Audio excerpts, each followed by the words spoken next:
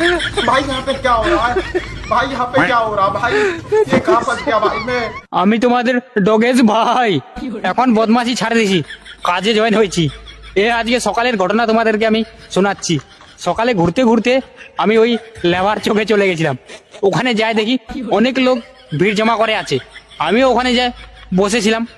ঠিকাদার বলছে, ও ডগেজ আমার সঙ্গে কাজ করবি, চল তোকে আমি বিস্কুট খাওয়াবো। আমি বললাম ঠিক আছে।